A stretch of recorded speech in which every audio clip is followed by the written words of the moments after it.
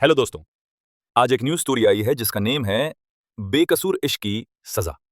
तो इस स्टोरी को पूरा देखने और सुनने के बाद कमेंट करें कि स्टोरी कैसा है और क्या मुझे इसे कंटिन्यू रखना चाहिए या नहीं, या फिर कोई दूसरा स्टोरी अपलोड करूं, क्योंकि आप लोगों को अच्छा लगेगा तभी मुझे भी अच्छा लगेगा। तो कमेंट जरूर कीजिएगा। तो चलिए चैप्टर को शुरू करते हैं। और शुरू करने से पहले आप सभी को कहानी का एक छोटा सा झलक दिखाते हैं और फिर कहानी को शुरू करते हैं। झलक एक ऐसी कहानी जिसकी आपने कभी कल्पना नहीं की होगी। 21 साल की नेहा, जिसने एक धोखे के चलते किसी अजनबी की बाहों में गुजारी पूरी रात। जब उसे पता चला कि वो प्रेग्नेंट है तो उसकी दुनिया पूरी तरह अंधेरे में डूब गई। सभी ने उसका साथ छोड़ दिया और लोगों ने ताने मार मार के उसका जीना मुश्किल कर दिया। लेकिन इन सब के बावजूद नेहा ने ठान लिया कि वो पता लगाएगी कि आखिर कौन है उसके पेट में पल रहे बच्चे का बाप। लेकिन उसे उस अजनबी के बारे में कुछ नहीं पता, सिवाय उससे जुड़ी एक खास चीज की। तो क्या नेहा पता लगा पाएगी उस अजनबी इंसान के बारे में? आखिर कौन है वो जिसने कर दी नेहा की जिंदगी बर्बाद? क्या नेहा देगी अपने बच्चे को जन्म? क्या आएगा कोई मसीहा जो करेगा नेहा की इन मुसीबतों में मदद?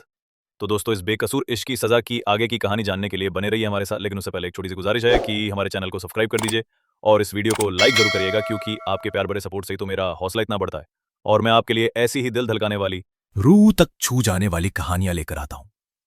तो चलिए चैप्टर को शुरू करते हैं। चैप्टर 1 पहली चाहत की दर्द भरी रात। कोलकाता शहर, साहनी विला में रात का वक्त। एक विला को दुल्हन की तरह सजाया गया है। चारों तरफ शायद शादी की तैयारियां जोरों शोरों से चल रही थी। उस विला के गेट के बाहर एक कार आकर रुकी, जिसमें से एक लड़की दंदनाती हुई बाहर निकली और अपने तेज कदमों से अंदर की तरफ बढ़ गई। आसपास मौजूद लोग उस लड़की को हैरानी से देख रहे थे।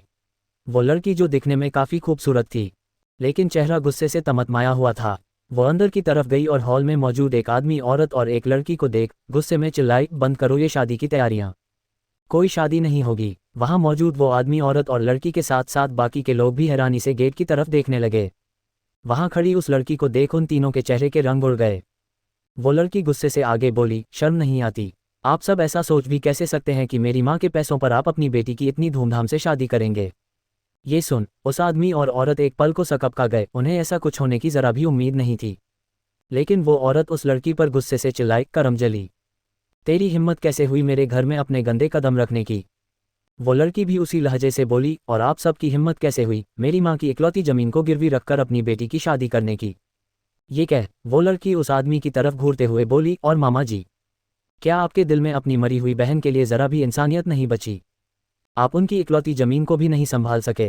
कितना भरोसा किया था उन्होंने आप पर, वो जमीन आपको सौंपते हुए, लेकिन आपने तो उनके भरोसे को तार तार कर दिया। वो आदमी, औरत उस लड़की के मामा मामी थे और मामा राकेश साहनी उस लड़की को देखकर बोले, अब मुझे अच्छे से पता है कि मुझे मेरी बहन की आखिरी निशानी को किस तरह और कहाँ इस्तेमाल करना है। तुमसे ज्ञान नहीं चाहिए। अध्याय सुन गुस्से से बोली, मामा जी मैं उनकी बेटी हूँ, उस जमीन पर मेरा हक है और आज मैं उसे ही लेने आई हूँ, इसलिए मुझे मेरी माँ की जमीन वापस कर दीजिए। ये सुन मामी नीति साहनी आगे बढ़ी और गुस्से से बोली, ए लड़की, तुझे लगता है कि हम तेरी बात मान जाएंगे और तुझे वो करोड़ों की जमीन ऐसे परोस देंगे? इसके जवाब में अध्या गुस्से से बोली, मामी पहले की बात और थी, लेकिन अब मुझे पहले जैसा कमजोर मत समझना। अगर आपने सीधे से मुझे मेरी माँ की जमीन वापस नहीं की तो इसके लिए आप सबको भुगतना पड़ेगा। अध्या की धमकी पर नीति और राकेश गुस्से से भड़क गए। तभी नीति, राकेश की इकलौती बेटी नितारा साहनी, अध्या की तरफ बढ़ी और अध्या को ऊपर से नीचे तक देखते हुए बोली, डैड, मॉम, मैं तो अपनी भोली भाली और बदसूरत सी अध्या दी को पहचान ही नहीं पा रही हूँ। ये अचानक से इतनी खूबसूरत कैसे हो गई? आखिर माजरा क्या है? और ये 3 सालों तक कहाँ गायब हो गई थी? नितारा अध्या को शक नज़र से देखते हुए बोली, अध्या दी आपने क्या बढ़िया कमबैक किया है, लेकिन अफसोस आपको अब यहाँ पहले जैसा कुछ नहीं मिलेगा, क्योंकि 3 सालों में बहुत कुछ बदल गया है। मेरी शादी पूरे मुंबई के सबसे रईस राजपूत खानदान में हो रही है और राजपूत खानदान के आगे ये छोटी मोटी जमीन कुछ भी नहीं है। अध्या अपने सामने खड़ी अपनी सौतेली बहन को देख रही थी, जिसने उसे कभी अपनी बहन समझा ही नहीं था, जिसने हमेशा से सिर्फ उससे नफरत ही की थी। उसके जहन में अपने अतीत से जुड़ी यादें चलने लगी, लेकिन उसने खुद को कमजोर नहीं होने दिया और गुस्से से बोली, अगर तुम्हारे सो कॉल्ड राजपूत खानदान के आगे मेरी माँ की छोटी मोटी जमीन कुछ भी नहीं है तो उसे मुझे वापस क्यों नहीं कर देती? वैसे भी मुझे कोई इंटरेस्ट नहीं है तुम सब की जिंदगी में वापस आने का या तुम सब से बात करने का। मैं यहाँ सिर्फ अपनी माँ की जमीन लेने आई हूँ। ये सुन नितारा हंसते हुए बोली, ओह दी आप इतना ज्यादा गुस्सा क्यों कर रही है? यहाँ हम सब आपके अपने ही तो हैं, चलिए हम सब बैठकर शांति से बात करते हैं। ये कह नितारा ने सोफे की तरफ इशारा किया, लेकिन अध्या अपने हाथ दिखाते हुए बोली, मुझे तुम जैसे लोगों के साथ बैठने का कोई शौक नहीं है, मुझे बस मेरे माँ की जमीन वापस दे दो। मैं यहाँ से चली जाऊंगी। उसकी बात सुन नीति गुस्से से बोली, बस बहुत सुन ली मैंने तेरी बकबक। अब तू मेरी सुन। 4 साल की थी तू जब तेरी माँ ने तुझे हम सबके सीने पर मूंग दलने के लिए छोड़ दिया। तुझे हमने 4 साल की उम्र से बड़ा किया और उसके बदले हमने कुछ नहीं मांगा। लेकिन अब इस जमीन पर हमारा हक है जिसे हम तुझे नहीं देंगे। इसलिए तुझे जो उखाड़ना हो उखाड़ ले। वैसे भी इतने सालों तक तू गायब ही थी, पता नहीं इतने सालों तक क्या कर रही होगी। कहाँ कहाँ तूने मुंह काला करवाया होगा। जब सालों पहले ही तू अपना मुंह काला करवा कर इस घर में आई थी, तभी से हम जान गए थे कि जैसी तेरी माँ थी वैसी तू भी निकली। अपनी माँ के खिलाफ ये सुन अध्या से सहन नहीं हुआ। वो उन पर बिफरते हुए बोली, बस मामी, मैं आपकी बात सुन रही हूँ तो इसका मतलब ये नहीं कि आप कुछ भी अनाप शनाप बोले जाएंगी। मैं अपनी माँ के खिलाफ एक शब्द नहीं सुनूंगी और आप भी मेरी बात ध्यान से सुन लीजिए।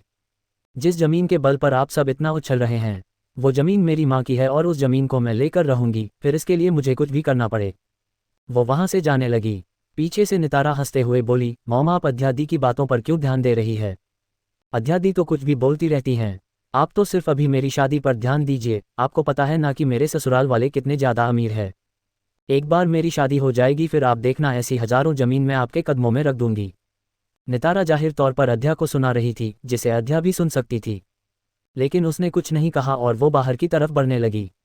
लेकिन नितारा ने अध्या को टोंट मारते हुए कहा, और हाँ दी, अगर आप मेरी शादी में आना चाहे तो आ सकती हैं, मैं आपको इनविटेशन दे रही हूँ। लेकिन आप मेरी शादी में किसी से ये मत कहिएगा कि आप मेरी बहन हैं। फिर थोड़ा और ऊंची आवाज में सुनाते हुए बोली, क्योंकि सालों पहले आपने जो कांड किए थे ना, उसकी वजह से मैं अपनी शादी पर कोई इफेक्ट नहीं पड़ने देना चाहती। ये सुन अध्या के कदम हल्के से रुके, लेकिन उसने कुछ जवाब नहीं दिया। वो सीधे बाहर निकल गई। उसके जाते ही राकेश, नीति और नितारा से बोले, ये लड़की तो वापस आ गई, अब हम क्या करेंगे? वैसे भी वो जमीन तब तक हमारी नहीं हो सकती जब तक कि अध्या उस पर साइन नहीं कर देती, और अध्या कभी उस पर साइन नहीं करेगी। ये सुन नीति शैतानी मुस्कुराहट के साथ बोली, आपको ऐसा क्यों लगता है कि वो साइन नहीं करेगी? और ये हमारे लिए अच्छा है कि वो यहाँ वापस आ गई है। अब आप देखते जाए कि मैं कैसे उस जमीन पर इस लड़की के साइन लेती हूँ।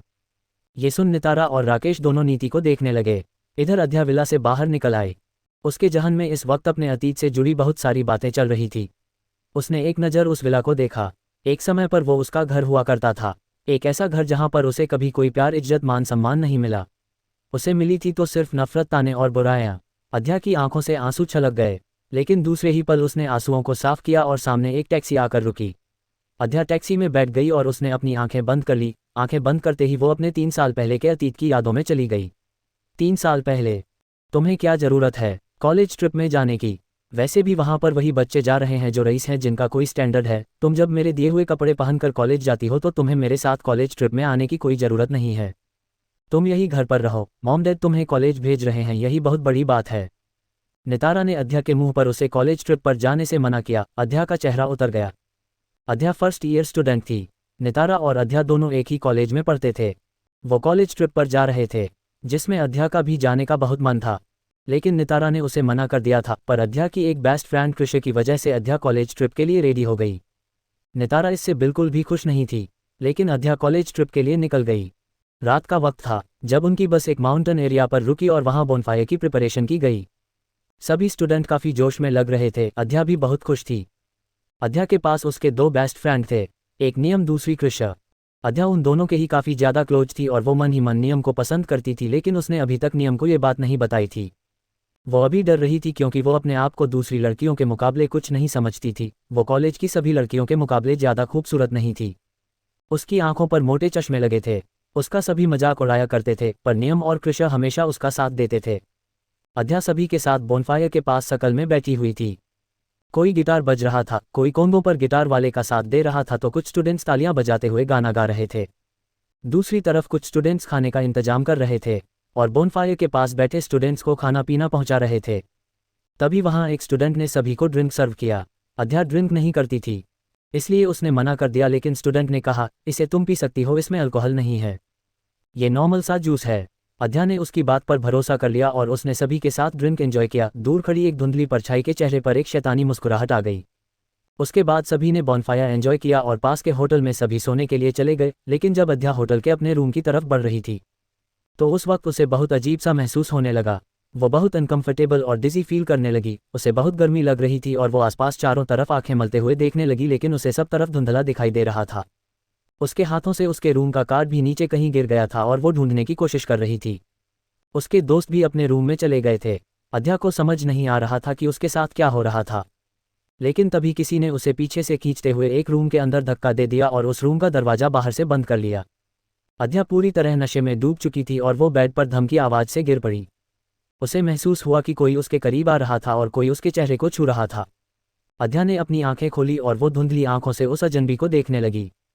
उस इंसान की सिल्वर आइस अद्या की काली आंखों से टकराए। वो आंखें बहुत ही गहरी थी। अद्या उन आंखों में खोती चली गई। उस अजनबी ने अद्या के कान में कुछ कहा, लेकिन अद्या को कुछ होश ही नहीं था और फिर धीरे धीरे उस शख्स का पूरा शरीर अद्या के शरीर पर कसता चल गया। अगली सुबह जब अद्या की आंख खुली तो खुद को किसी अनजान रूम में और कपड़ों के नाम पर सिर्फ ब्लैंकेट में पाकर शॉक्ड हो गई। वो घबराते हुए आसपास देखकर बोली, ये मैं कहाँ हूँ? ये किसका रूम है? और ये मेरी हालत ऐसी कैसी हो गई? ये कहते हुए उसने खुद की बॉडी को ब्लैंकेट से पूरा कवर कर लिया। उसकी पूरी बॉडी में बेइंतहा दर्द हो रहा था, स्पेशली लोअर बॉडी में। उसने अपनी बॉडी की हालत देखी और उसे कहीं ना कहीं समझ आ गया कि रात में उसके साथ क्या हुआ था। उसकी आंखों से आंसू निकलने लगे। वो चारों तरफ देख रही थी, लेकिन वहां उसके अलावा और कोई नहीं था। अद्या की नज़र बेड पर गई। बेड की हालत देख अद्या फूट फूट कर रोते हुए बोली, ये सब क्या हो गया मेरे साथ? मेरे साथ इतना बड़ा धोखा किसने किया? मैं कल रात तो अपने फ्रेंड्स के साथ थी, फिर मैं यहाँ कैसे आई? मुझे कुछ याद क्यों नहीं आ रहा है? मुझे बहुत डर लग रहा है। अद्या कल रात के बारे में सोचने लगी तो उसे ज़्यादा कुछ याद नहीं आ रहा था। सब कुछ धुंधला धुंधला सा याद था। उसे ऐसा लग रहा था जैसे जो अजनबी कल रात उसके साथ बेड पर था। उसने उस अजनबी की पीठ पर एक ईगल टैटू देखा था। सिर्फ उस इंसान का वही टैटू ही उसे थोड़ा धुंधला थोड़ा पूरा सा याद था। इसके अलावा अद्या को वो इंसान बिल्कुल भी याद नहीं था। उसका चेहरा रोने से लाल हो गया। उसने किसी तरह खुद को संभाला और बोली, मुझे यहाँ से अभी जाना होगा और जिस किसी ने भी मेरे साथ ये सब किया है उसका पता तो मैं लगा कर रहूंगी और उसे जरूर सजा दिलवाऊंगी। मेरे साथ जबरदस्ती की गई है और उस जबरदस्ती की सजा उस इंसान को मिलकर रहेगी। अद्या ने अपने कपड़े पहने और रोती हुई उस रूम से बाहर निकल गई। इसी के साथ टैक्सी ड्राइवर ने अपनी टैक्सी होटल के बाहर रोकी और रोती हुई अद्या आंसू पोंछते हुए अपने अतीत की याद से बाहर निकली। आखिर किसने किया था अतीत में अद्या के साथ जबरदस्ती? क्या अद्या को मिलेगी उसकी मां की जमीन वापस? क्या मोड़ लाएगी अद्या की जिंदगी? जानने के लिए बने रहिए है हमारे साथ इस वीडियो में। चैप्टर 2 मोहब्बत या धोखा। एक रात की कहानी। अपने मामी मामा के घर से लौटने के बाद अद्या सीधे टैक्सी से होटल के लिए निकल गई। कुछ देर में वो होटल पहुंची तो अद्या टैक्सी से बाहर निकली। उसने टैक्सी वाले को पैसे दिए और होटल के अंदर जाने लगी। वो अभी लॉबी में पहुंची थी कि उसका फ़ोन रिंग हुआ। अद्या ने फ़ोन देखा तो उसके चेहरे पर हल्की स्माइल आ गई। उसने कॉल पिक किया, लेकिन उधर से किसी बच्चे के रोने की आवाज़ आई। अद्या ये सुन तुरंत बोली, हेलो बेटा, क्या हुआ आपको? आप रो क्यों रही हो? Are you all right? इसके जवाब में किसी ने कहा, अद्या तुम कहाँ हो? पंछी चुप नहीं हो रही है। इसे हम चुप कराते कराते थक गए, पर ये चुप नहीं हुई और तुम्हें बुलाई जा रही है। ये सुन, अद्या ने तुरंत कहा, तुम उसे संभालो। मैं बस होटल के लॉबी में हूँ, मैं तुरंत आ रही हूँ। अद्या ने तुरंत कॉल कट कर दिया और लिफ्ट की तरह बढ़ गई। कुछ ही देर में वो अपने रूम के सामने थी और उसे अंदर से रोने की जोर जोर से आवाज़ बाहर तक सुनाई दे रही थी। अद्या तुरंत अंदर गई। उसने देखा कि बेड पर एक लगभग 3 साल की छोटी सी बच्ची इधर से उधर कसमसाते हुए रोए जा रही थी। उस बच्ची ने अपने चेहरे को अपने हाथ से ढक रखा था। उसे रोते देख अद्या का दिल पसीज गया। वो तुरंत बेड की तरफ बढ़ते हुए बोली, पंछी, मेरा बच्चा, आप रो क्यों रही हो? मम्मा आ गई देखो। पंछी ने अद्या की आवाज़ सुनी तो उसने सुबकते हुए अपने हाथ को अपने चेहरे से हटाया और टुकुर टुकुर अद्या को देखने लगी। उसकी सिल्वर आइस को अद्या ने देखा तो उसे अजीब सा एहसास हुआ। वो जब जब पंछी की सिल्वर आंखों को देखती थी तो उसके जहन में कुछ धुंधली यादें ताज़ा हो जाती। अद्या ने अपने आप को संभाला और उसने तुरंत पंछी को अपनी गोद में उठा लिया। क्यूट सी पंछी अद्या के सीने से लग गई और सुबकते हुए बोली, मम्मा आप कहाँ लह गए थे? I was missing you. आप मुझे छोड़कर मत जाया करो, आपके बिना पंछी को अच्छा नहीं लगता। अपनी बेटी की ऐसी बात सुन अद्या उसे प्यार से दुलारते हुए बोली, मम्मा को माफ़ कर दो। मम्मा अब से ऐसा नहीं करेगी, पर उनको कुछ इंपॉर्टेंट काम था, इसीलिए वो आपको यहाँ नील अंकल के साथ छोड़ कर गई थी, पर आपने तो नील अंकल को भी बहुत परेशान कर दिया। वैसे नील अंकल कहाँ है? अद्या ने रूम में चारों तरफ देखा। नील वहाँ नहीं था, जो कि उसका दोस्त था। पंछी इसका जवाब देती कि रूम में एक लंबा चौड़ा यंग पर्सनैलिटी वाला इंसान आया और मुस्कुराते हुए बोला, इसमें परेशानी वाली कोई बात नहीं है। मेरी पांडा मुझे तंग नहीं करती, राइट पांडा? वो शख्स जो नील कुकरेजा था उसने पंछी को प्यार से देखा। नील की ये बात सुन अद्या के चेहरे पर एक स्माइल आ गई। वो नील की तरफ देखते हुए बोली, नील थैंक यू सो मच। पता नहीं तुम नहीं होते तो मैं कैसे ये सब कुछ हैंडल कर पाती। सच में तुम मेरे लिए गॉड गिफ्ट हो। ये सुनकर नील मुस्कुराते हुए बोला, क्या बात है, लगता है आज मेरा लकी डे है। जो मुझे मिस अध्या साहनी से ऐसी तारीफ सुनने को मिल रही है। अध्या मुस्कुराने लगी तो पंछी ने नील से कहा, अंकल आप मेरे लिए चॉकलेट शेक लेकर आए या नहीं? ये सुन नील तुरंत बोला, अरे हाँ मैं वही तो लाने गया था। ये लो आपका चॉकलेट शेक। ये कह नील ने चॉकलेट शेक पंछी के हाथ में दे दिया। पंछी चॉकलेट शेक को पाकर खिलखिलाकर हंसने लगी, जिसे देख अध्या भी मुस्कुरा दी।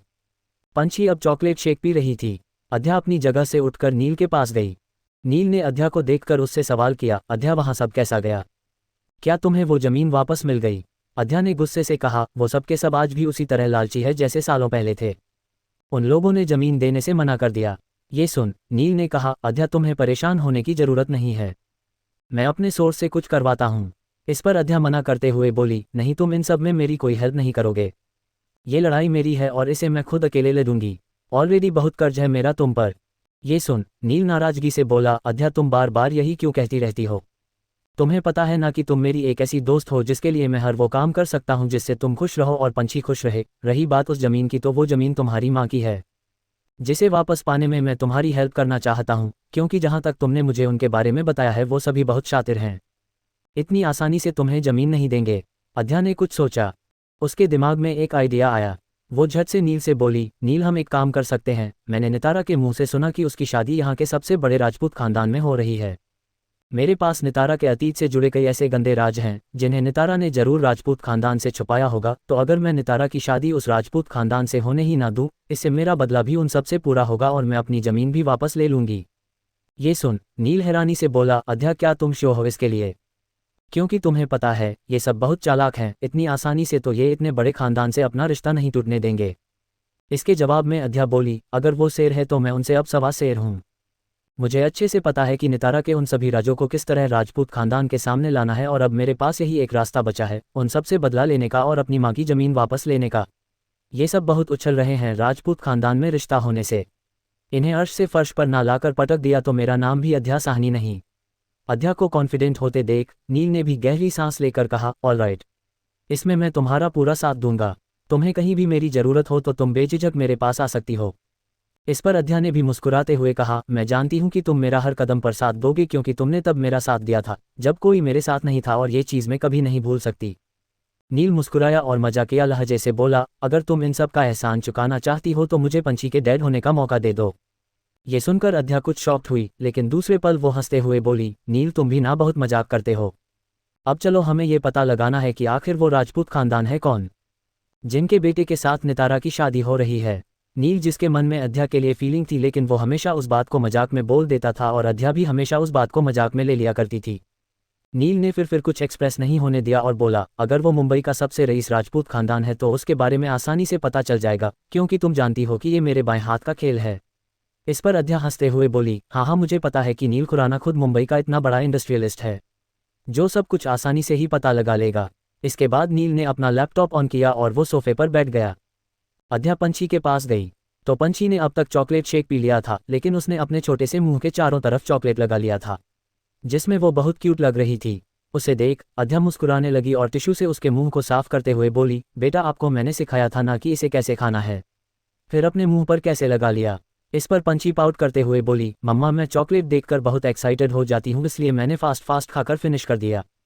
अध्या ने एक नज़र विंडो की तरफ देखा तो अब तक रात हो गई थी। फिर अध्या ने पंछी से कहा, बेटा आप अब सो जाओ। ये कह अध्या उसे ब्लैंकेट से कवर करने लगी तो पंछी ने कुछ सोचते हुए प्यार से कहा, मम्मा हम यहाँ कब तक रहेंगे? क्या हम वापस अपने घर नहीं जाएंगे? ये सुन अध्या कुछ सेकंड के लिए चुप हो गई और मन में सोचने लगी, जब तक मुझे मेरी जमीन वापस नहीं मिल जाती तब तक मैं वापस नहीं जाऊंगी। आध्या ने फिर पंछी से प्यार से कहा, बेटा हम जब यहाँ आ रहे थे तो मैंने आपको बताया था ना कि मम्मा को वहाँ इंपॉर्टेंट काम है और मम्मा को वहाँ कई दिन भी लग सकते हैं। फिर अभी तो हमें आए एक ही दिन हुआ है, तो आप इतनी जल्दी जाने की बात क्यों कर रहे हो? इस पर पंछी उदासी से बोली, mamma I don't like to stay in hotel, और मुझे बाहर खेलने भी जाना है, पर यहाँ कोई मुझे बाहर लेकर नहीं जाता, इसलिए मुझे अपने घर वापस जाना था। ये सुन अध्या चुप हो गई। उसे पता था कि पंछी को बाहर खेलने की आदत थी और वो ज़्यादा वक्त तक एक ही रूम में नहीं रह सकती थी, इसलिए अध्या ने कुछ सोचा और नील की तरफ देखते हुए बोली, नील क्या हम यहाँ अपार्टमेंट ले सकते हैं? ये सुन नील बोला, वाई नॉट, तुम बताओ तुम्हें कैसा अपार्टमेंट चाहिए, मैं आज ही तुम्हारे लिए खरीदता हूँ। ये सुन अध्या मुंह बनाते हुए बोली, नील मैं तुम्हें खरीदने की बात नहीं कर रही हूँ, मैं उसे खुद के पैसों पर लेने की बात कर रही हूँ। हालांकि मेरे फैशन डिजाइनिंग में इतने पैसे मुझे अभी नहीं मिलते, लेकिन 2 साल के करियर में मैंने इतना तो कमा लिया है कि मैं अपनी पंछी के लिए एक अपार्टमेंट ले सकती हूँ जहाँ मेरी पंछी फ्रेंड्स बनाकर सबके साथ खेल सकती है। फिर उसे इस होटल रूम में बंद होकर नहीं रहना पड़ेगा। अद्या ने प्यार से पंछी के सिर को सहलाया। नील ये सुन फिर बोला, ओके बाबा, मैं समझ गया कि तुम एक सेल्फ डिपेंडेंट लड़की हो और तुम्हें मुझसे कोई हेल्प नहीं चाहिए। वेल, मैं अपार्टमेंट के बारे में पता करता हूँ, हम कल ही वहाँ शिफ्ट हो जाएंगे। ये सुन पंछी खुशी से बोली, yippee, Neel uncle is the best. अब हम अपने न्यू होम में जाएंगे। पंछी को इतना खुश देख अद्या के चेहरे पर भी खुशी झलकने लगी। वो पंछी को एकटक देखने लगी। पंछी उसके जीने का सहारा बन चुकी थी, लेकिन सालों पहले जब पंछी उसके पेट में आई थी तब उस वक्त उसे ऐसा लग रहा था कि जैसे वो अब मर जाएगी। पंछी को देखते हुए एक बार फिर से अद्या अपने 3 साल पुराने अतीत में चली गई। फ्लैशबैक अंडरस्कोर उस भयानक रात के बाद जब अद्या उस होटल रूम से बाहर निकली तब वो जल्दबाजी में वहां से बाहर की तरफ जा रही थी, लेकिन उसे रास्ते में ही एक कमरे से किसी के हंसने की आवाज़ सुनाई दी। वो आवाज़ काफ़ी जानी पहचानी थी, जिसे सुनकर अद्या के कदम अपने आप ही उस रूम की तरफ बढ़ गए।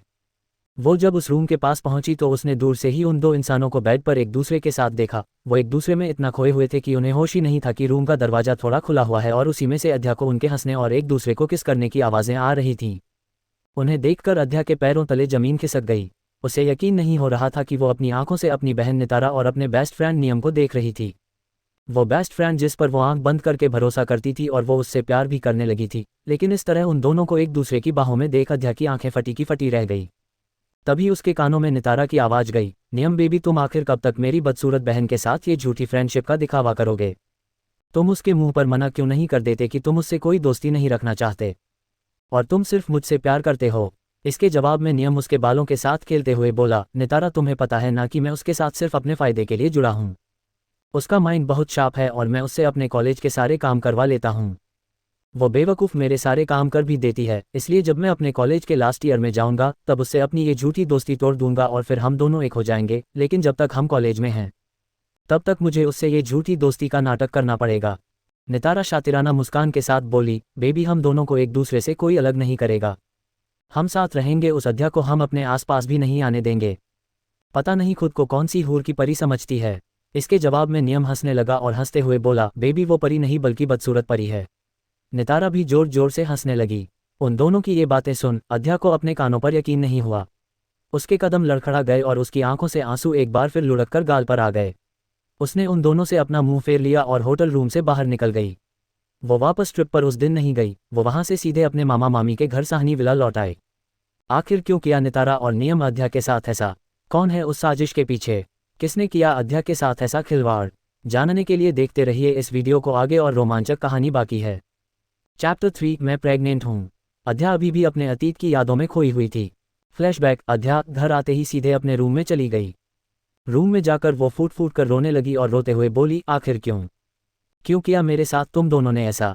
चलो, नितारा ने तो कभी मुझे पसंद नहीं किया, ये तो मैं मानती हूँ, लेकिन नियम, तुमने भी मुझसे झूठा नाटक किया। मैं तो तुम्हें पसंद करने लगी थी और कहीं ना कहीं तुम्हें चाहने भी लगी थी, लेकिन तुमने मेरे भरोसे को इतनी बुरी तरह से तोड़ा कि अब मैं किसी पर चाहकर भी भरोसा नहीं कर पाऊंगी। तुम दोनों ने बहुत गलत किया मेरे साथ। मैं तुम दोनों को कभी माफ़ नहीं करूंगी। अद्या जोर जोर से रो रही थी। उसे बहुत तकलीफ हो रही थी। उसे यकीन नहीं हो रहा था कि जिस नियम को वो अपना बेस्ट फ्रेंड मानती थी, उस नियम ने उसकी बहन के साथ मिलकर उसे धोखा दिया था। अद्या बहुत ज़्यादा खुद को टूटा हुआ महसूस करने लगी, लेकिन उसने फिर खुद को किसी तरह संभाला और अपने आंसू साफ करते हुए बोली, नहीं अद्या, रोने से कुछ नहीं होगा। तुम्हें अब हिम्मत से काम लेना होगा और उन सभी से बदला लेना होगा जिन जिन लोगों ने तुम्हारे साथ गलत किया है, और सबसे पहले मैं उस इंसान का पता लगाऊंगी और फिर मैं नितारा और नियम से बदला लूंगी। अद्या ने ठान लिया था कि वो उन सभी से बदला लेगी जिसने उसकी जिंदगी में जहर घोलने की कोशिश की थी। अगले दिन अद्या कॉलेज गई। वहां नियम ने उससे बात करने की कोशिश की, लेकिन अद्या ने नियम को पूरी तरह इग्नोर कर दिया। ये देख नितारा और नियम दोनों को भी कुछ समझ नहीं आया, लेकिन फिर नितारा ने नियम से कहा, नियम, तुम्हें उसके पीछे जाने की जरूरत नहीं है। जब उसे कोई नहीं पूछेगा तो उसकी अकल ठिकाने लगेगी और वो वापस तुम्हारे पास आ जाएगी। नियम ने भी अपना सिर हिला दिया। तो वही कृषा ने भी नोटिस किया कि अद्या कुछ बदली बदली लग रही थी। कृषा ने उससे जानना चाहा था, लेकिन अद्या ने किसी से कुछ भी नहीं बताया। अद्या को समझ नहीं आ रहा था कि वो उस अजनबी इंसान को कैसे ढूंढे, क्योंकि उसे सिर्फ इतना पता था कि उसके शोल्डर पर एक टैटू था। इसके अलावा और कुछ भी वो नहीं जानती थी। इसी तरह दिन बीत रहे थे, लेकिन अद्या को उस इंसान के बारे में कुछ भी पता नहीं चल रहा था। वो कई बार स्विमिंग एरिया में भी गई जब वहाँ बॉयज स्विमिंग करते थे और छुप छुप कर ढूंढने की कोशिश करती कि किसी के शोल्डर पर उसे वैसा टैटू मिल जाए जो उसने अपने थोड़े बहुत होशो हवास में देखा था, लेकिन कोई फायदा नहीं हुआ। और देखते देखते कब 15 दिन बीत गए उसे इस बात का एहसास नहीं हुआ। एक दिन जब वो क्लास अटेंड करने के लिए क्लास में एंटर कर रही थी, उसी वक्त उसे अचानक से डिजी फील हुआ और वो चक्कर खाकर जमीन पर गिर पड़ी। सभी हड़बड़ा गए लेकिन नितारा ने अध्या की तरफ जाने की कोशिश नहीं की। तभी टीचर ने कहा, नितारा ये तुम्हारी बहन है ना, इसे अचानक से चक्कर क्यों आ गए, तुम इसे लेकर क्लिनिक जाओ। फिर नितारा आगे बढ़ी और उसने नियम से अध्या को उठाने को कहा।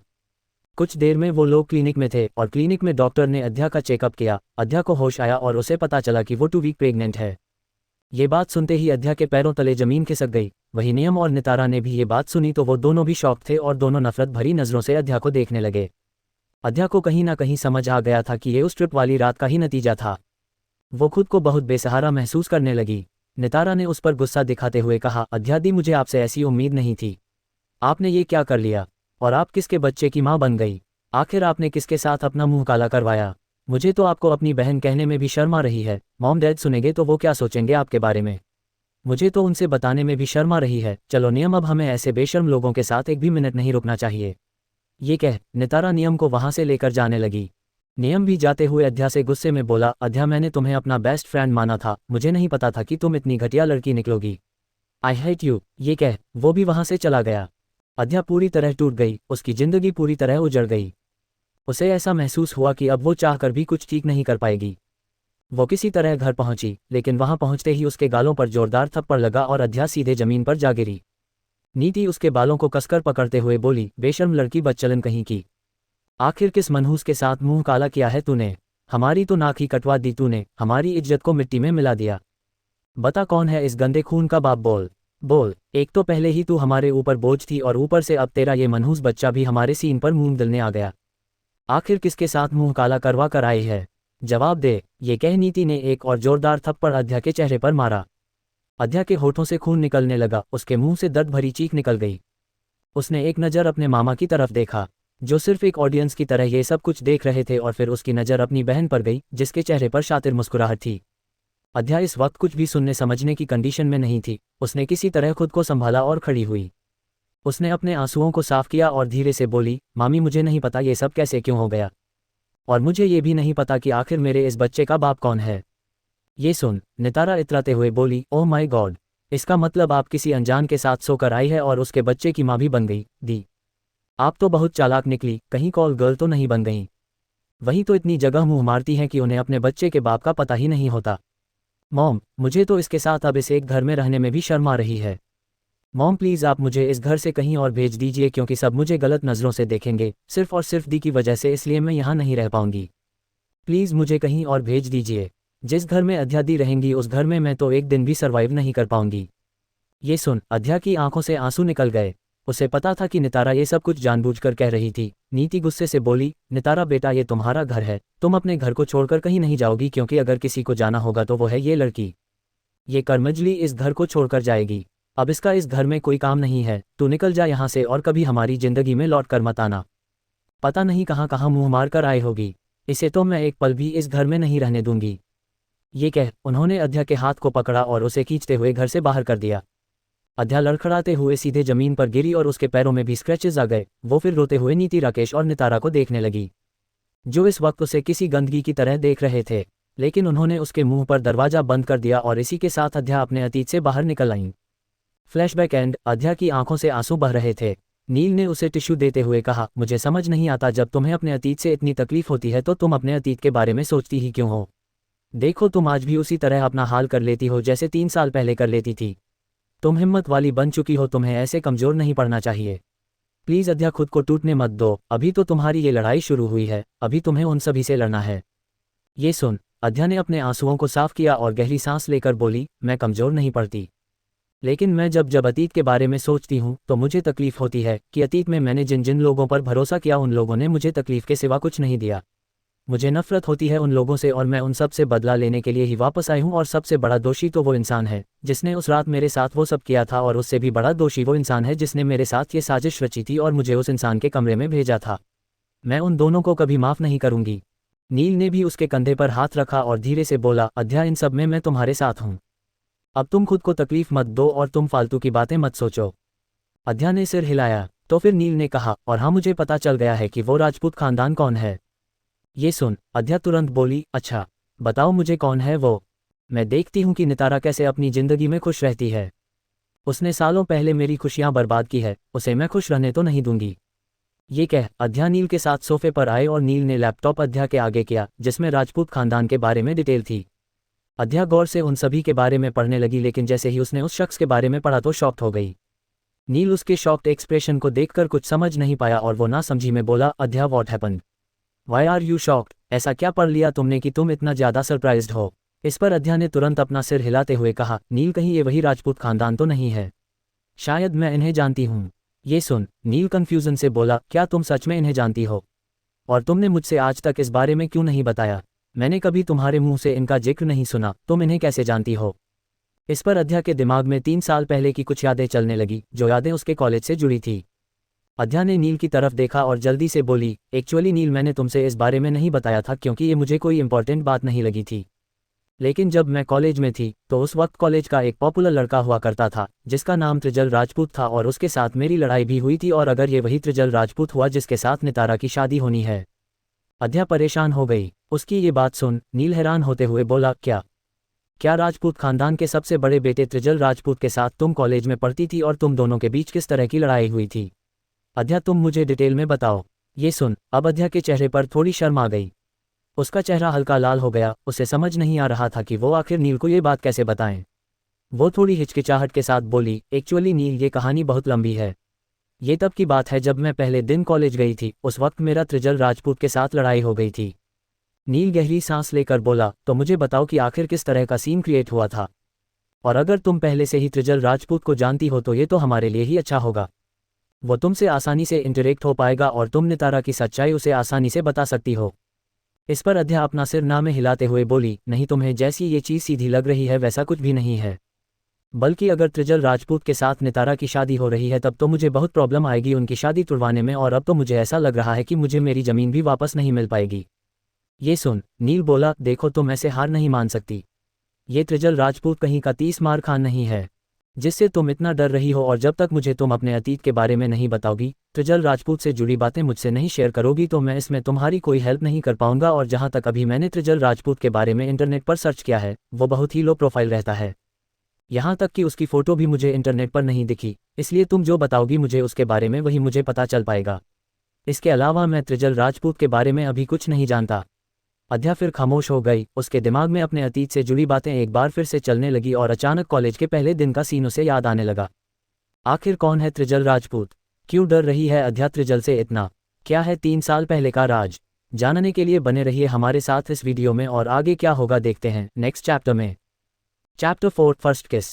अब आगे अध्या अपने कॉलेज के फर्स्ट डे का सीन याद करने लगी, जब उसकी पहली बार मुलाकात उस कॉलेज के मोस्ट पॉपुलर लड़के त्रिजल राजपूत के साथ हुई थी। फ्लैशबैक, पर रैगिंग करना तो गलत बात होता है ना? मैं तुम सब की शिकायत प्रिंसिपल ऑफिस में कर दूंगी और फिर तुम सबको पनिशमेंट मिलेगी जो तुम सब मेरी रैगिंग कर रहे हो।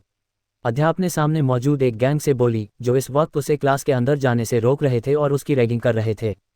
अध्या का आज कॉलेज में पहला दिन था। अध्या की आंखों पर मोटे मोटे चश्मे लगे हुए थे। हालांकि वो काफ़ी गोरी थी, लेकिन उसने अपने आप को बहुत ही बहनजी टाइप रखा हुआ था, जिस वजह से उसकी खूबसूरती निखर कर सामने नहीं आती थी, या यूं कहें कि उसे अपनी खूबसूरती का अंदाजा ही नहीं था। इसलिए उसे बचपन से जैसे बहनजी टाइप्स बना के रखा गया, वो उसी को अपनी पर्सनैलिटी मानने लगी थी। उसके लुक का मजाक बनाते हुए उस गैंग की एक लड़की ने कहा, वैसे बहन जी, आपको इस कॉलेज में एडमिशन किसने दे दिया? क्या आप यहाँ चंदा मांगने आए हैं? वो सभी जोर जोर से हंसने लगे। अध्या को बहुत बुरा लगा। उसने आसपास देखा तो उसकी नज़र नितारा पर गई।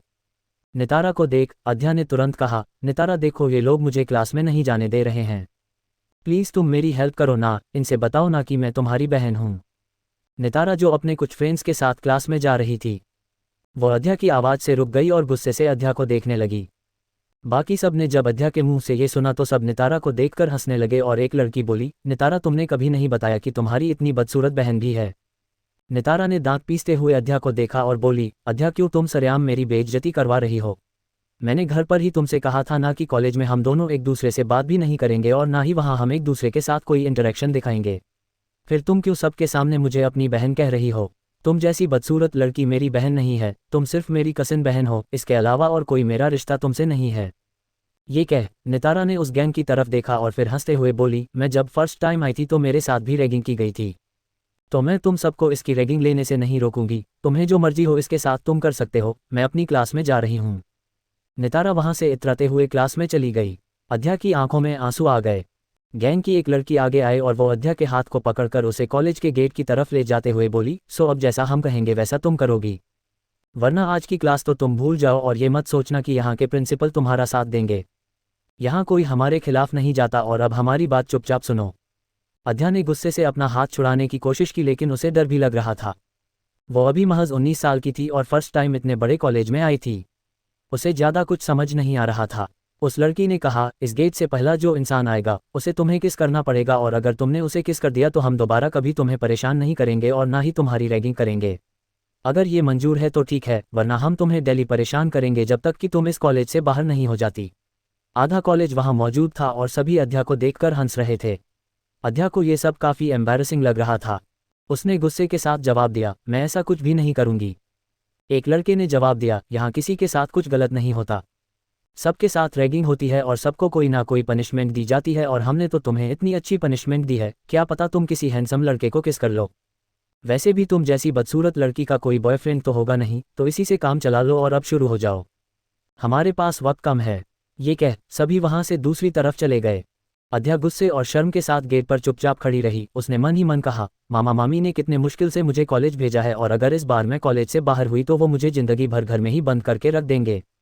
इससे अच्छा है कि ये लोग जो भी बोल रहे हैं वो मैं कर देती हूँ, वरना फिर ये सब मुझे चैन से जीने नहीं देंगे और मैं पढ़ लिख कर खुद के पैरों पर भी नहीं खड़ी हो पाऊंगी और जिंदगी भर अपने मामा मामी की गुलामी करती रहूंगी। इन सारी सोच के साथ अध्या ने कसकर अपनी कुर्ती को पकड़ लिया और सामने गेट की तरफ देखने लगी। काफी देर बीत गया लेकिन गेट से कोई इंसान अंदर नहीं आया। ये देख, अध्या ने पीछे मुड़कर उन सभी से कहा, शायद कोई नहीं आएगा, क्या मेरी सजा खत्म हो गई। लेकिन उसकी सोच से उलट एक स्पोर्ट्स कार रुकने की आवाज़ उसको सुनाई दी। अध्या की बॉडी शिवर करने लगी। उसने धीरे से अपना सिर गेट की तरफ घुमाया तो वहां एक लग्जूरियस कार रुकी थी और उस कार से एक लंबी चौड़ी पर्सनैलिटी वाला इंसान चलकर अंदर की तरफ आ रहा था। उस इंसान ने ब्लैक आउटफिट पहन रखा था। अध्या एकटक उस इंसान के चेहरे को देखते रह गई। उस इंसान की सिल्वर आइज ज़्यादा अट्रैक्टिव थी। तभी उसके कानों में पीछे से आवाज़ गई, इसकी किस्मत तो सच में बहुत अच्छी है, ये तो इस कॉलेज के मोस्ट बैचलर लड़के को किस करने जा रही है। मैं तो इससे जेलस हो रही हूँ, क्या हम इसकी सजा यहीं पर ब्रेक कर दें। दूसरे ने कहा, अरे वो लड़का जितना हैंडसम दिखने में है उससे ज़्यादा वो एरोगेंट और खड़ूस भी है। देखना जैसे ही ये किस करने जाएगी वो लड़का इस अध्या को 2 थप्पड़ लगाकर पीछे भेज देगा और फिर आएगा असली मजा। ये सुन अध्या अपने होश में आए।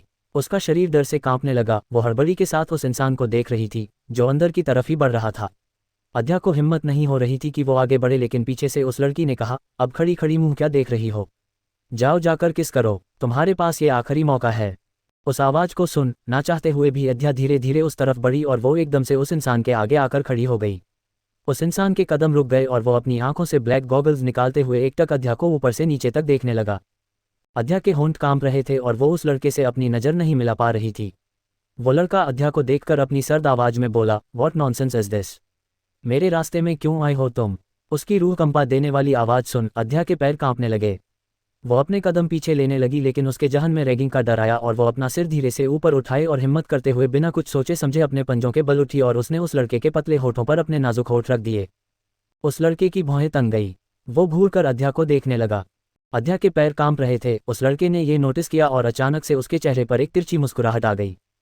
दूसरी ही पल अध्या उस लड़के से दूर हुई लेकिन उसी वक्त उस लड़के ने अध्या को कमर से पकड़ा और अध्या के होठों पर अपने होंठ रख दिए। अध्या की आंखें बड़ी हो गई। वो हैरानी से उस लड़के को देखने लगी जो उसे किस कर रहा था। वहां मौजूद बाकी सब भी बहुत शॉक्ड हो गए। उन्हें लग रहा था कि अभी वो खड़ूस लड़का अध्या को थप्पड़ मारेगा खुद को छूने के बदले, लेकिन यहाँ उल्टा हो रहा था। नितारा भी जो ये सब कुछ देख रही थी उसके चेहरे पर जलन और गुस्सा दिखने लगा। अध्या स्ट्रगल करने लगी। वो उस लड़के को खुद से दूर धक्का देने लगी पर वो लड़का उससे दूर होने की बजाय उसे और भी गहराई से किस करने लगा। अध्या को सांस लेने में प्रॉब्लम हुई। उसने अपनी पूरी ताकत से उसे दूर किया लेकिन उस लड़के ने उसके कान में कहा, ये जो तुमने त्रिजल राजपूत के आगे किस करने की हिम्मत दिखाई है इसकी सजा तुम्हें अब जिंदगी भर चुकानी पड़ेगी। ये कह वो इंसान त्रिजल राजपूत जो कि राजपूत खानदान का इकलौता वारिस था, उसने अध्या को एक झटके से छोड़ दिया और अध्या लड़खड़ाते हुए जमीन पर गिरी। त्रिजल ने वापस मुड़कर अध्या को नहीं देखा और वो अपने तेज कदमों से कॉलेज की तरफ बढ़ गया। अध्या को अभी भी अपने कानों पर यकीन नहीं हो रहा था। उसने हकलाते हुए धीरे से कहा, ये क्या कर दिया मैंने, और त्रिजल राजपूत अब क्या करेगा मेरे साथ। इसने ऐसा क्यों कहा कि मैं इसकी सजा जिंदगी भर चुकाऊंगी। ओह गॉड, ये मुझसे क्या हो गया? मुझे ऐसा लग रहा है कि मैंने जिंदगी में सबसे बड़ी गलती त्रिजल राजपूत को किस करके कर दी। अध्या की आंखें नम हो गई। वो तुरंत पीछे मोड़ त्रिजल को देखने लगी, जो अब तक वहां से जा चुका था। फ्लैशबैक एंड अध्या की ये सारी बातें सुन नील हैरान हो गया और वो हैरानी से बोला, क्या तुमने त्रिजल राजपूत को किस किया? वो भी अपने कॉलेज टाइम में और फर्स्ट टाइम मिलते ही। अध्या का चेहरा अभी भी लाल था, उसे बहुत शर्म आ रही थी ये सब बताते हुए, लेकिन उसे ये सब कुछ बताना पड़ा था। अध्या ने धीरे से अपना सिर हाँ में हिलाया। नील चुप हो गया। कुछ देर के साइलेंस के बाद नील ने कहा, तो इसका मतलब उस दिन के बाद से त्रिजल राजपूत ने तुम्हें परेशान करना शुरू कर दिया था? इस पर अध्या ने अपना सिर धीरे से हाँ में हिलाया और बोली, हाँ, वो फिर जब भी मुझसे मिलता हमेशा मुझे परेशान किया करता, मुझे टीस किया करता और सबके सामने इंसल्ट किया करता था। मुझे उस कॉलेज में सबसे ज़्यादा उस त्रिजल राजपूत की वजह से ही डर लगने लगा था। मुझे ऐसा लग रहा था कि मैं उस कॉलेज को छोड़कर ही भाग जाऊं, लेकिन मेरे पास उस कॉलेज में पढ़ने के अलावा और कोई दूसरा ऑप्शन नहीं था, इसलिए किसी तरह मैंने दिन काटने शुरू किए और फिर उसके बाद वो ट्रिप वाला हादसा। फिर तो तुम सब कुछ जानते ही हो। नील को अध्या के बारे में सारी बातें क्लियर हो चुकी थी। उसने फिर गहरी सांस ली और बोला, कोई बात नहीं अध्या, तुम्हें परेशान होने की जरूरत नहीं है। त्रिजल राजपूत अगर अब तुम्हारे सामने आएगा भी तो वो तुम्हें कुछ नहीं कर पाएगा, क्योंकि पहले तुम अकेली और कमजोर थी, लेकिन अब मैं तुम्हारे साथ हूं और अगर त्रिजल राजपूत से ही नितारा की शादी हो रही है तो उसके लिए भी हम कोई ना कोई प्लान बना लेंगे। इसके जवाब में अध्या बोली, लेकिन हम क्या करेंगे नील? अगर मैं त्रिजल राजपूत के सामने भी गई तो वो कहीं फिर से मुझे परेशान करना ना शुरू कर दे और कहीं मेरी वजह से उनकी शादी टूटी तो वो इंसान शायद मुझे जिंदा ही नहीं छोड़ेगा। नील ने कुछ सोचते हुए कहा, राजपूत खानदान काफी बड़ा और इज्जतदार खानदान है। जब उन्हें नितारा की सच्चाई पता चल जाएगी तो वो खुद ही उससे अपना रिश्ता तोड़ देंगे, तो हमें बस इतना करना है कि नितारा और उसके माँ बाप की सच्चाई राजपूत खानदान वालों के सामने लानी है। ये सुन अध्या बोली, यू आर राइट, हमें अभी सिर्फ यही करना चाहिए और अब हमें अपने प्लान पर काम शुरू कर देना चाहिए। सबसे पहले मुझे ये पता लगाना होगा कि इनकी शादी कब है। नील ने जवाब दिया, हाँ, और फिर हम अपने प्लान को शुरू करेंगे। वो दोनों भी बात कर रहे थे कि रूम का डोर नॉक हुआ और वो दोनों नासमझी में डोर की तरफ देखने लगे। कौन आया है इतनी रात को डोर पर? क्या त्रिजल राजपूत करेगा एक बार फिर से अध्या को परेशान? जानने के लिए जुड़े रहिए इस दिल छू जाने वाले कहानी में। च5 डेविल त्रिजल की जबरदस्ती। अब आगे। गेट नॉक होने की आवाज से नील और अध्या दोनों गेट की तरफ देखने लगे। अध्या नासमझी में बोली, नील, क्या तुमने कुछ ऑर्डर किया था? नील ने कुछ सोचा और बोला, ओ हाँ, मैंने पंछी के लिए चॉकलेट केक ऑर्डर किया था, शायद वही आया होगा। ये सुन अध्या ने नील को डांटते हुए कहा, नील, तुम क्यों पंछी को इतना ज्यादा बिगाड़ रहे हो? वो दिन पर दिन बहुत जिद्दी होती चली जा रही है, तुम उसे इतना सिर पर मत बिठाओ, तुमने उसकी आदतें बिगाड़ के रख दी है।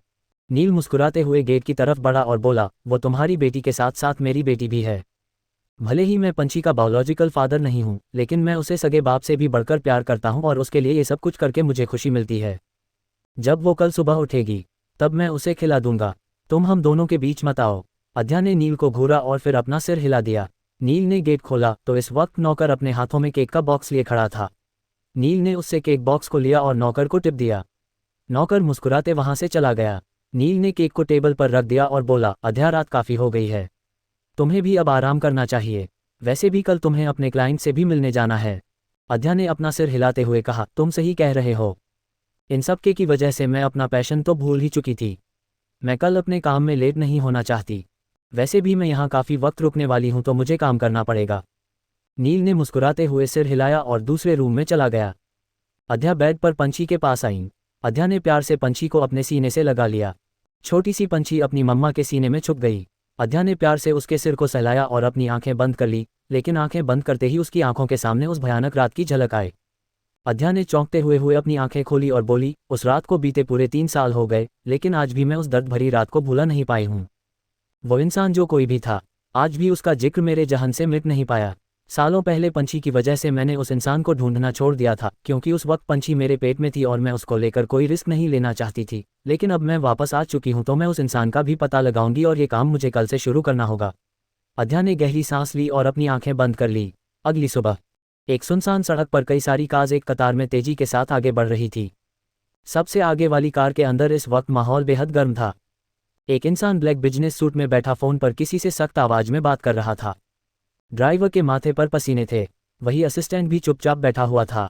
उस शख्स की सिल्वर आइस एक टक बाहर की ओर घूर रही थी और उसके पतले होंठ आपस में भिंचे हुए थे। कॉल पर किसी ने कहा, बॉस, हम उनके बारे में पता लगा रहे हैं, जल्द ही आपको इससे जुड़ी न्यूज़ दे देंगे, हमें आखिरी मौका दे दीजिए। उस इंसान ने अपने दांत पीसते हुए जवाब दिया, ये आखिरी मौका है जो मैं तुम सबको दे रहा हूँ। अगर इस बार तुमने उसके बारे में मुझे इन्फॉर्मेशन लाकर नहीं दी तो याद रहे, I'll destroy all of you, got it? ये कह उस इंसान ने कॉल डिस्कनेक्ट कर दिया।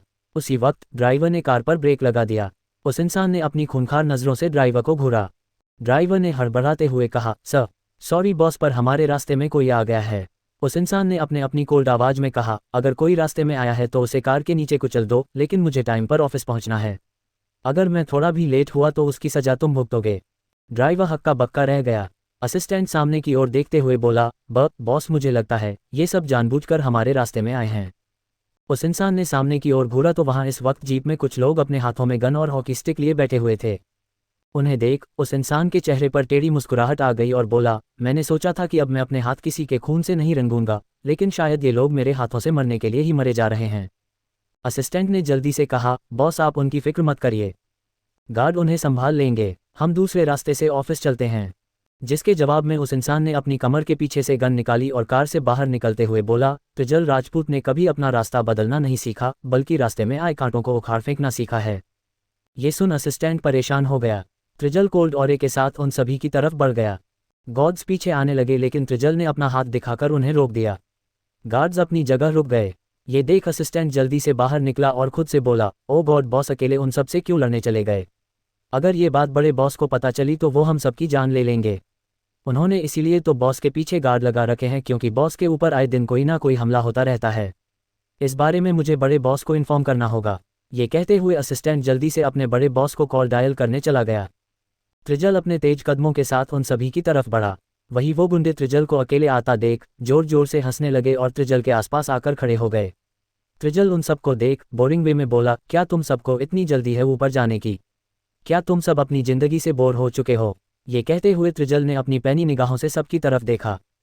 त्रिजल की ऐसी बातें सुनकर एक गुंडा सरकास्टिक अंदाज में ऊंची आवाज करके बोला, करने से पहले मुर्गा कुछ ज्यादा ही फड़फड़ाता है बेटा।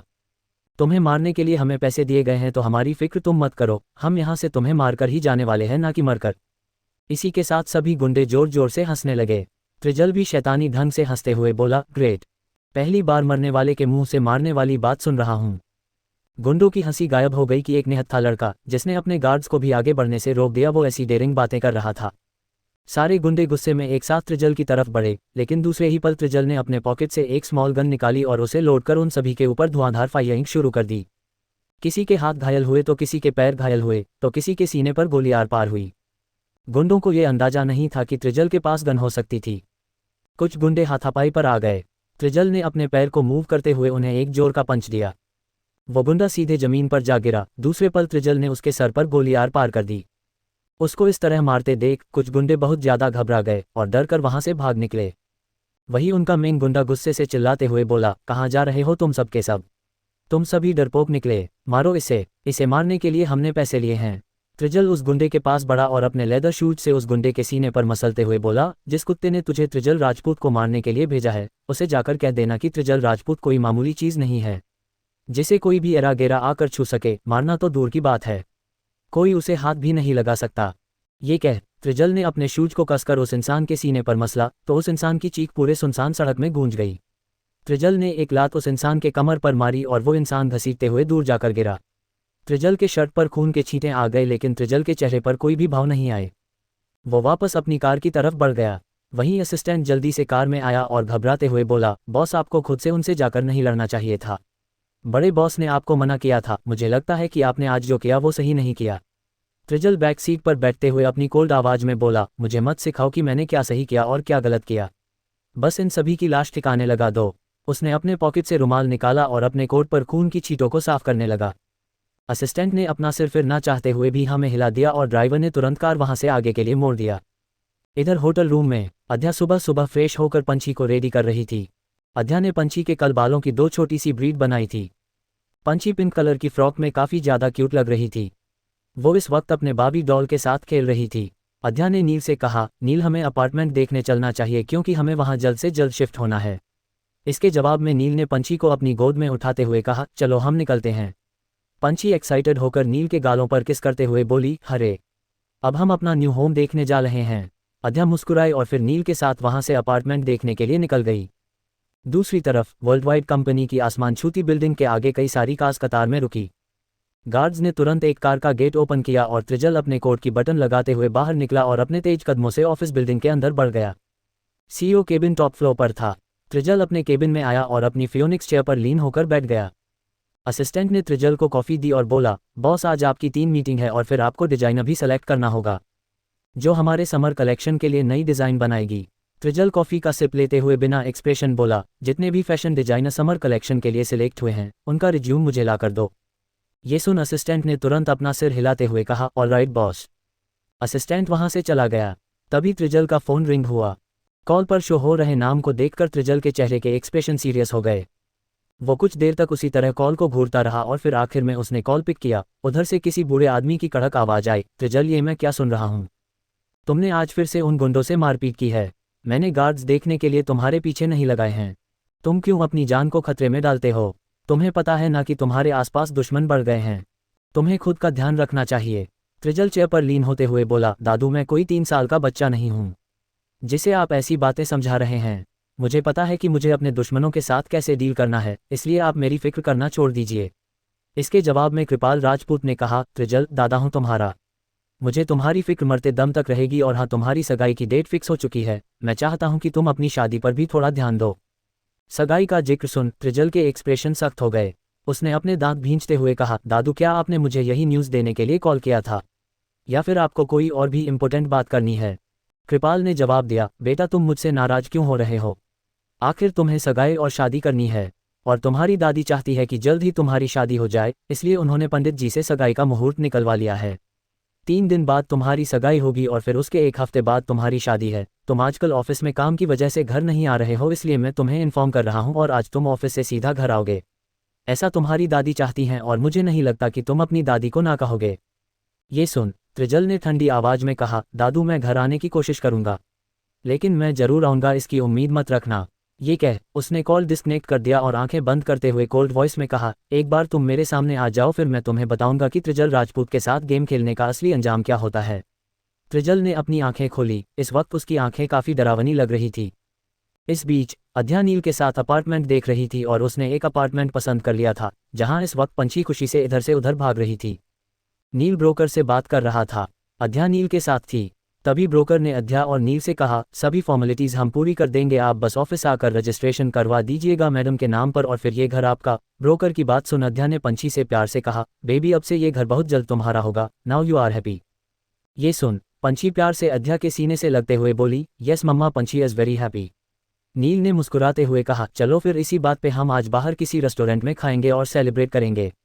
पंछी खुशी के साथ तुतलाते हुए बोली, येपी हम आज बाहर पलटी करेंगे और पंछी को उसकी फेवरेट आइसक्रीम भी खानी है। पल नील अंकल आप मम्मा से कहिए वो मुझे रोकेंगे नहीं। नील और पंछी दोनों ने अध्या के तरफ देखकर क्यूट सा फेस बनाया तो अध्या ने भी हमें सिर हिलाकर परमिशन दे दी। पंछी ये देख बहुत खुश हो गई। अध्या उन दोनों को देखकर मुस्करा रही थी। नील ने उसका बहुत साथ दिया था। अध्या नील को देखते हुए मन ही मन बोली, सच में अगर मेरे पास नील जैसा दोस्त ना होता तो पता नहीं आज मेरा क्या होता। मैं शायद ही अपने अतीत से कभी उभर पाती। नील मेरे लिए ब्लेसिंग से कम नहीं है। तभी अध्या का फ़ोन बजा। अध्या ने अपने फ़ोन को देखा और कॉल पर शो हो रहे नाम को देखकर अध्या गुस्से से भर गई। वहीं नील कन्फ्यूजन में अध्या को देखने लगा। किसका फ़ोन आया है अध्या के नंबर पर और आखिर किसे ढूंढ रहा है त्रिजल? जानने के लिए बने रहिए हमारे साथ हमारे YouTube channel AR novel story पर और इस वीडियो को लाइक और मेरे चैनल को सब्सक्राइब करना मत भूलिएगा। तो आप मिलेंगे एक न्यू वीडियो के साथ।